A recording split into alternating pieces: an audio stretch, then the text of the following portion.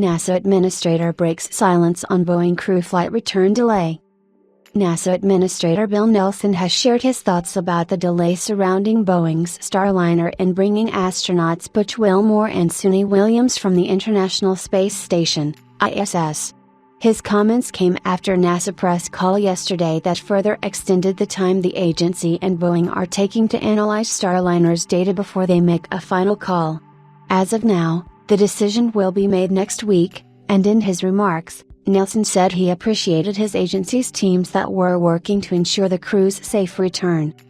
He stressed that crew safety is NASA's first priority for the crew's return and added that they were making meaningful contributions to science activities on board the station. NASA's press call yesterday was notable for the absence of Boeing and NASA's commercial crew managers whose teams are responsible for analyzing Starliner's data to ensure whether the ship is capable of returning crew back to Earth. However, during the call, agency officials did share that the next review, which will finally decide the crew's fate, is slated to take place next week as NASA has to carefully plan operations on board the space station. Following the call, Nelson took to X and publicly shared his thoughts on Starliner's delay for the first time since it was confirmed. He thanked NASA's teams working on the agency's Boeing crew flight test and appreciated the work being done by Wilmore and Williams on board the ISS. Butch and Suni are doing well on the International Space Station, Nelson commented, adding that they are continuing to complete important tasks alongside the Expedition 71 crew.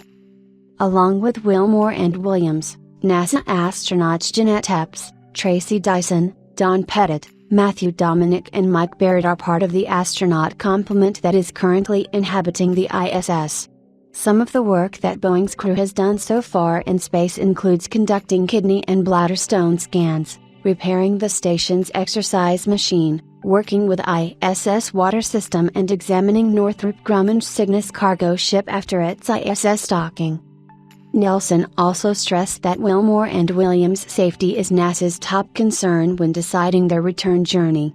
He shared that NASA is evaluating every option to ensure Butch and Suni's safe return, at a time when the space agency has tried to squeeze the maximum amount of time possible before it has to make a definitive decision to decide whether to undock Starliner from the ISS with or without its crew.